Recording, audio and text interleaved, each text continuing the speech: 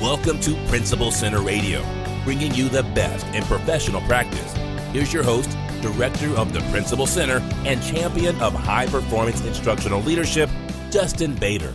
Welcome, everyone, to Principal Center Radio. I'm your host, Justin Bader, and I'm honored to be joined today by Kevin Stoller.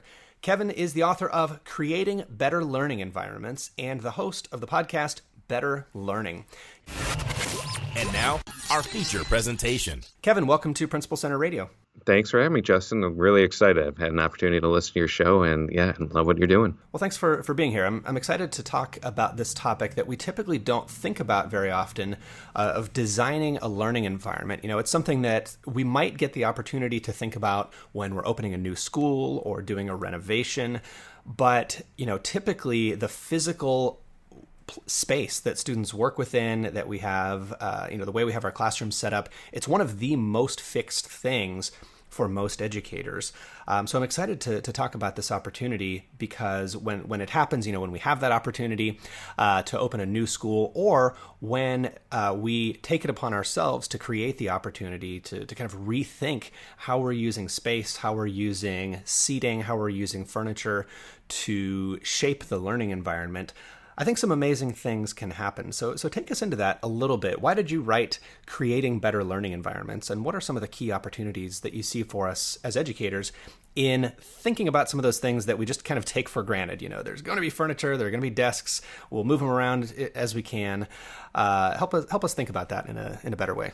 For sure. When we approached this book, it was really because we were seeing the trend that we were working with schools around the country, and every single one we talked to was kind of having the same issues and didn't really know what to start. And we said, you know what, why don't we share kind of this experience? And it's really the book is really a practical guide of trying to guide through that. And this is 100% not about when you're doing a new school. These are about changes that you can make every day. And there's slight changes that can lead to big change. So usually when I'm talking to leadership, and this is what with your audience, it really starts at the core of what are you trying to accomplish? The highest point of this is the goal of the school, this is the goal of the district, and this is what we're trying to do. And to do that, to implement change, it usually requires some type of change to the physical environment. So if you're talking to your staff and your teachers saying we want to create collaborative environments and we really want to incorporate kind of the 4 C's of 21st century learning, but then they go back to an environment where they have their straight rows and all their stuff that they've accumulated over 20 years of teaching in that classroom, it is really difficult for that change to happen. So we put together it's really more a practical guide of case studies to show that this can be done. This doesn't mean you have to wait until you can get that bond that's going to pass every 30, 40 years to do a new school or do an expansion. These are changes that you can do every day. And I want to stress also that this is not about furniture. And in fact, the first thing that we usually recommend is taking things out of the classroom. Well, and I know we tend to want to accumulate that flexible seating, the desks in rows, like we've hated that for a long time, right? In education, the desks that are, they're no longer bolted down, but in a lot of cases, I remember when I was in high school, if you were in one of the rooms that had the good desks, they had the kind of melamine, super hard seats, and the desk was attached to the chair, and you could at least move those a little bit, but it was still kind of clunky to get them into small groups. To me, that was kind of like flexible seating 1.0 that at least allowed us to rearrange things and get them out of rows. But I have a feeling that's probably not the state of the art anymore. So catch me up a little bit. What is the state of the art, and what are educators doing with some of those newer options that are available? Yeah, for sure. Well, the main thing that we usually talk about first is really think about how students learn. There's really kind of 6 different ways where students learn. They either learn by visual, auditory, verbally, being able to tell it back, collaboratively in a group, or solitary. They really need that individual time to sink in. And the last one is hands-on, of being able to really dig in and be able to kinesthetically learn that way. So when you look at that, and I think the other fallacy is that understanding that every student only has one of those. The reality is that every student utilizes almost all of those, but they may have more predominant style. But it's really just making sure that throughout the day or throughout the weeks or months that they have different types of learning styles and trying to accommodate that. So when you kind of really take a step back and say, okay, this is about the student and how do we reach individual student, it usually doesn't mean that it turns into a uniform environment where you have 24 or 32 of all of the same things. So that's where we really kind of start the foundation of being like, okay, if we can understand that not everyone's going to learn the same way, and even the ones who are predominantly learning one style, that doesn't mean that they need to be in that environment 100% of the time. That's when the doors kind of starts opening up and saying, well, let's look at this now. Let's make sure we have different environments that we can change it. We can have whether it's standing areas, whether it's allowing them to sit on the ground, whether it's creating group work, creating areas where they can break off when they just need to have that alone time. And there's a lot of examples throughout the book and through the things where we learn from that. And, like one of my favorite ones is you talk to students about like collaboration is such a big thing. And there's been schools that have been built all around collaboration, but it almost became overstimulating for people who needed that alone time.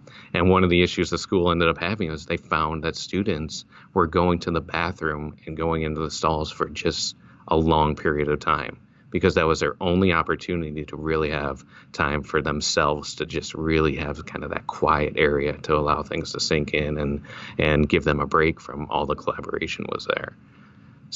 So that's a long answer. I can go into more examples on there, but there's a lot of different things that we look at. If you really just start looking at every individual student, that's where it starts.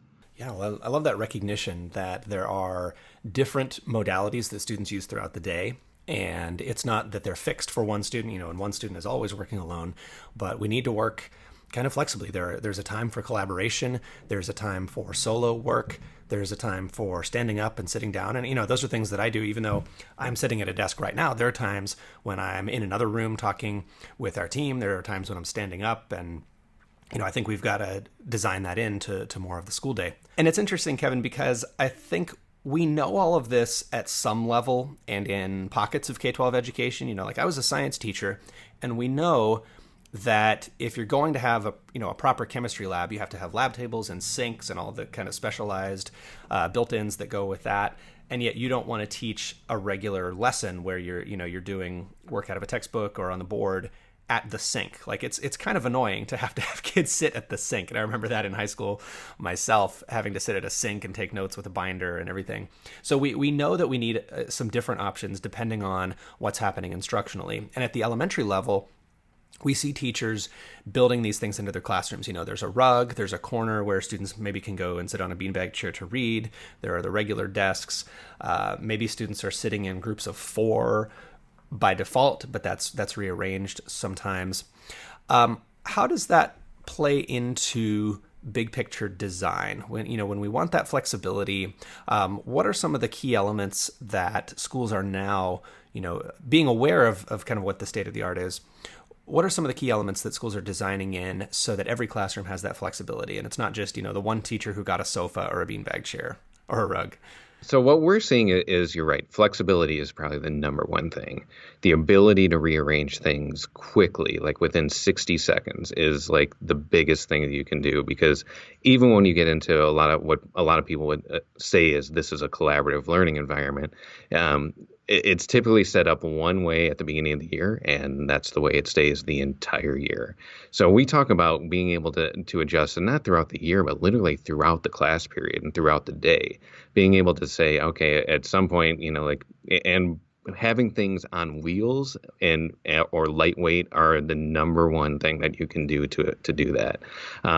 And I'll talk about kind of some of the pushback and some of the lessons learned from doing that in a second here. But being able to have that flexibility from everything from storage to really not even being able to have like those built-in areas. So when we talk about the space, there are so many areas that when we've done the research, it's about 15 to 25% of the square footage within a classroom is typically off limits to students.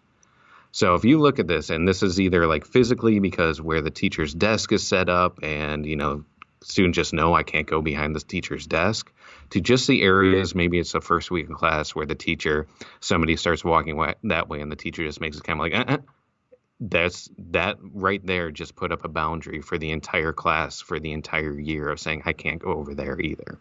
And we all know that, there's most of the complaints is that there's just not enough space within a classroom.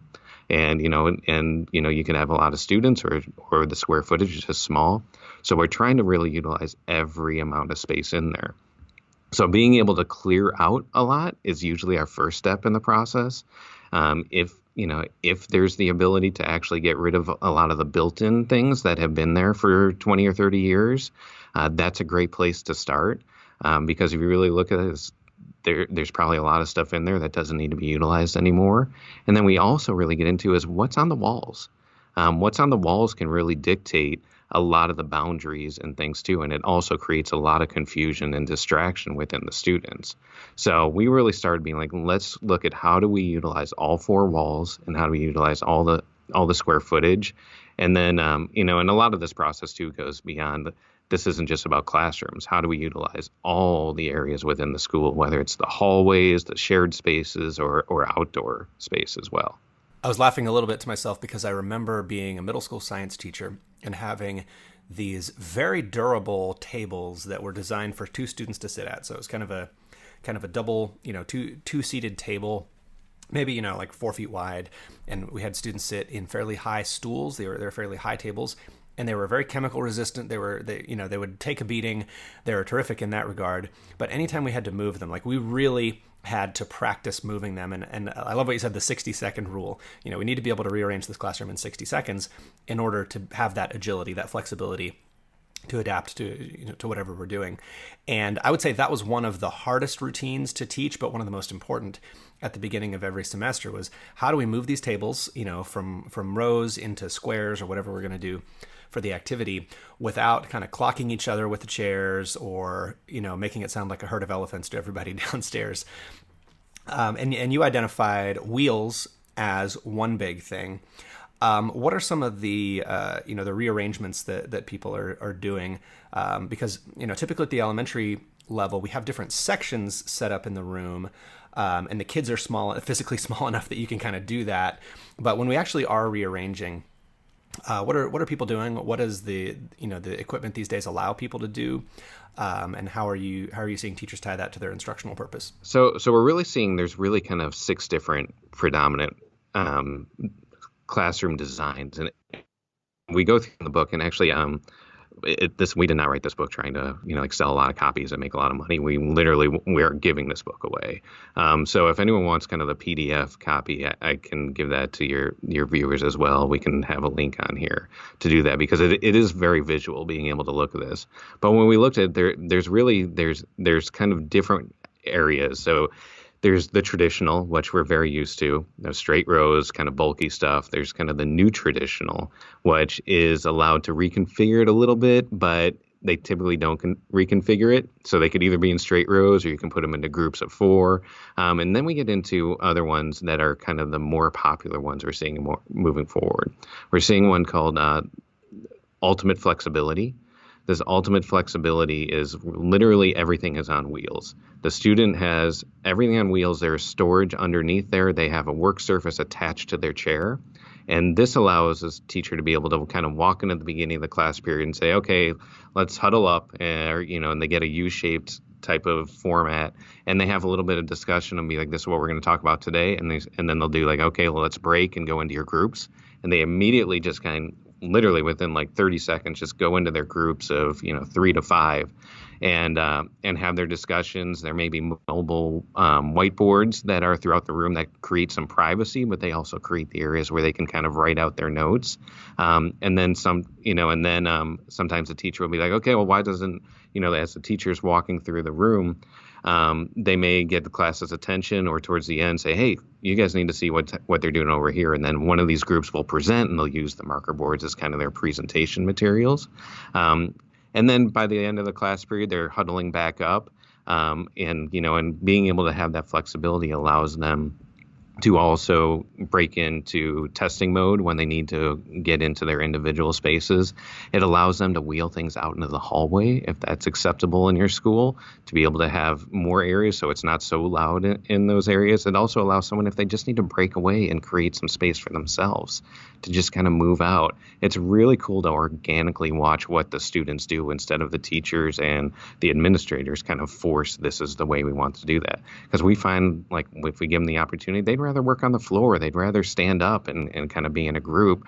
They'd rather be walking around than kind of having to have kind of that one area where this is where we're supposed to sit and learn. Yeah, that's an interesting point, the idea of student choice, because I think, flexible seating, beyond having students sit in groups of 4, the idea of flexible seating, like being able to stand or sit on a bouncy, like a yoga ball, those things, I think, first became popular as interventions for students with disabilities or attention issues, students who maybe needed to fidget more or stand up or move around more than other students.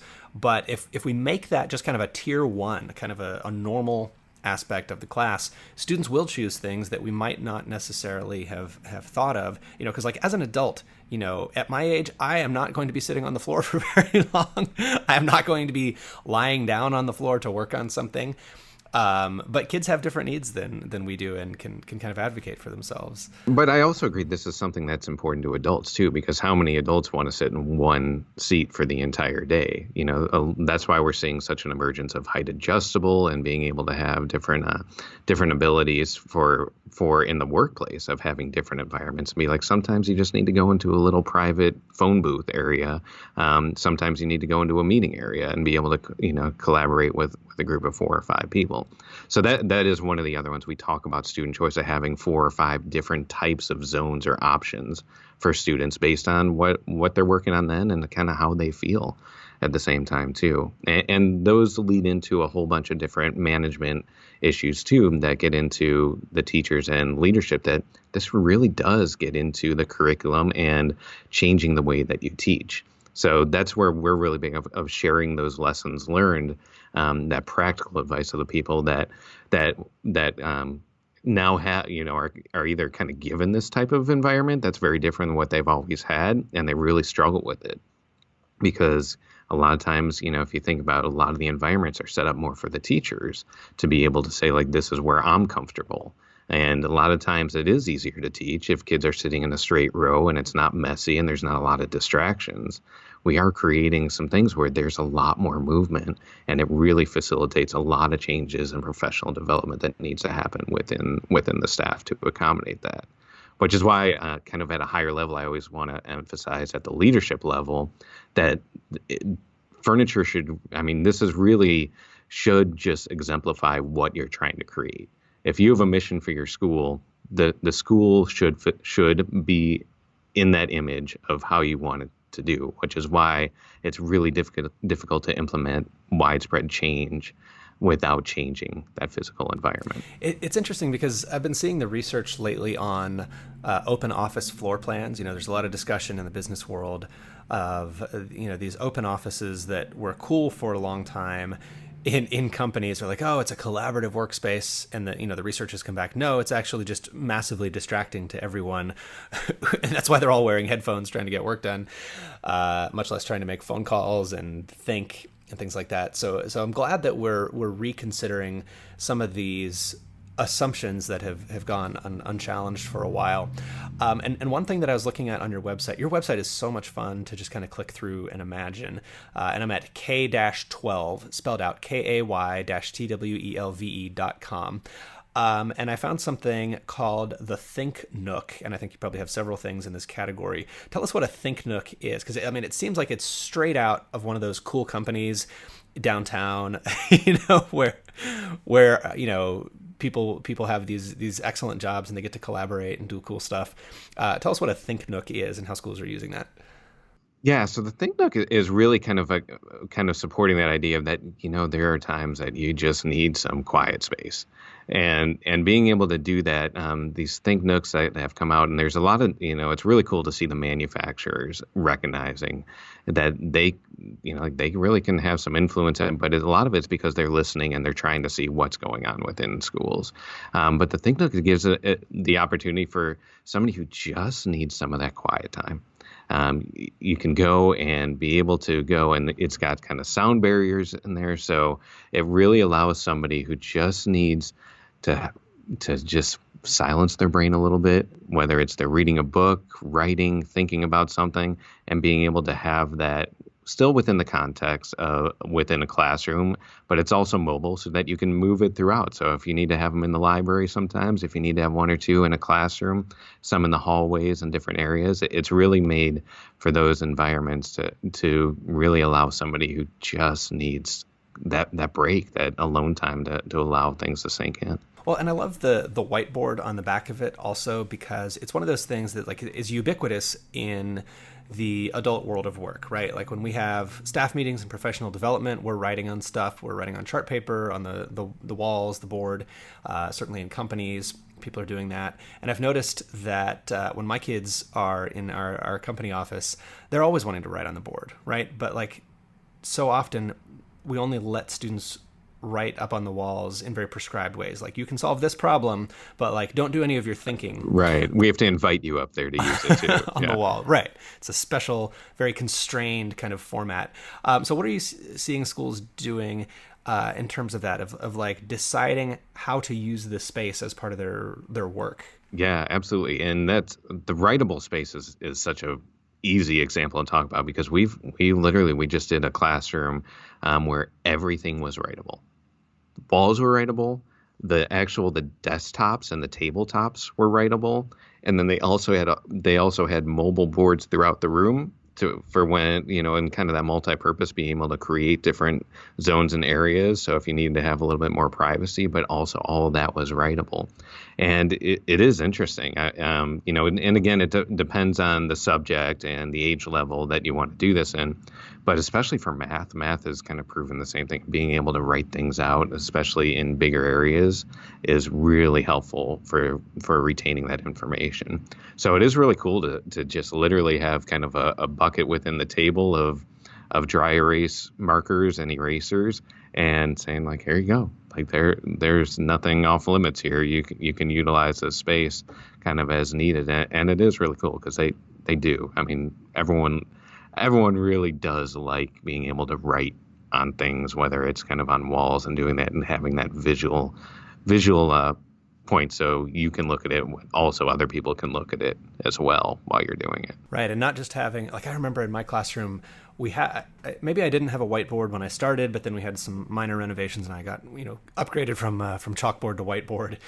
Showing my age here a little bit, but my board was so far away from students. There's like the student desks and then a little bit of pathway space, and then my massive teacher demonstration counter with a sink. It's kind of a science lab. And then a few feet beyond that was the actual whiteboard. So most students were like at least 15 feet away, maybe as many as 40 feet away from my whiteboard. But we're talking about actually putting them all around the room where students can access them anytime. And and a lot of the research shows too, like being able to have writable spaces, but then also being able to just like not have a whole lot of things up on the walls. That becomes very distracting, and being able to, so that's one of the reasons it kind of contributes to it too, is if you kind of have these writable spaces, it's easier to just kind of clear it off and kind of have more of a blank slate. Even things like just the colors that are used in the classroom, being able to kind of have a cohesive color pattern is one of those things that is just kind of, it's, as they've done the research, it's just a more calming learning environment that's set up by doing that versus kind of having everything out there. And, and I've always kind of heard examples of like even if you go in elementary, like how long do you need kind of like the alphabet up on the walls? Like how many, you have different things like that on there, or different maps that you have out there. We're like, well, it's really good for maybe to support kind of that when you're learning at that point, but it probably doesn't need to stay up there all year long. So trying to find and encourage the teachers to really think about what is in this space and does it need to be here. Absolutely. And that also is some research that I've seen very recently. Daniel Willingham has been sharing a lot of that research on distraction in the learning environment. And this goes very much against a cultural norm, especially at the elementary level, but I would say also at the middle school and high school level. You know, like we want our classrooms to be pretty. We want them to be visually interesting. We want them to be attractive. And we really reward teachers, you know, with reinforcement, you know, and encouragement for making their classrooms, you know, not bare bones. Like we have a bias against kind of that minimalist classroom wall.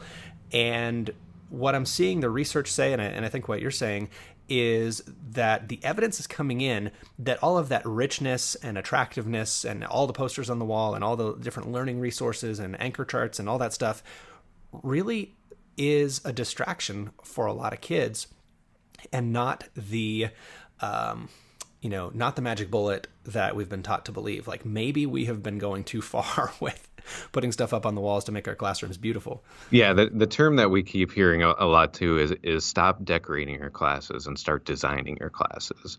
Of making it away from just what are the decorations here, and saying like, what is the learning purpose of this, of every single item?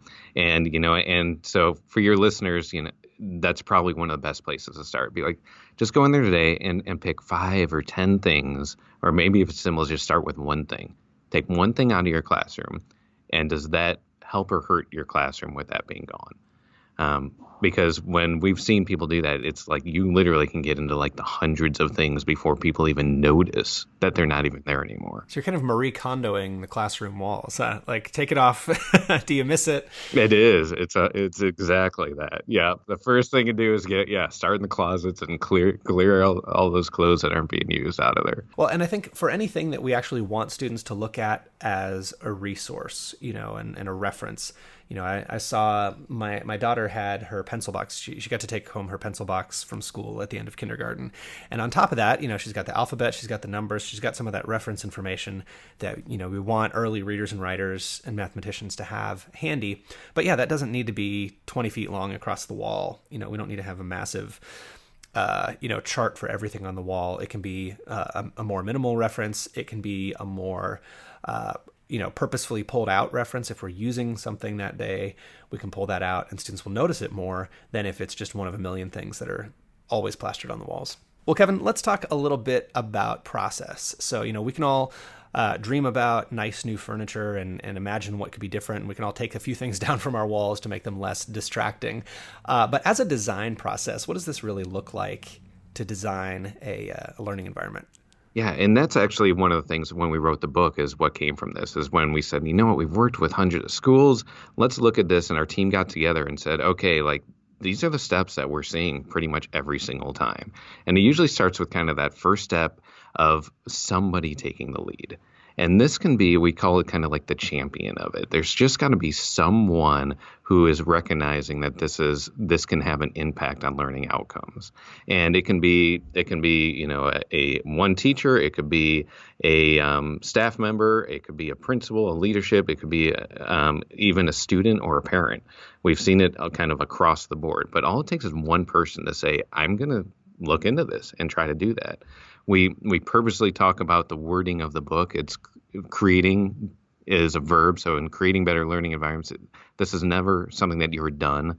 We're not talking about creating the best learning environment. We are just talking about making improvements all along. And then the fact that it's a learning environment, trying to recognize that it's not just the classroom. It's the entire experience that you're having throughout the facilities and the grounds on your school.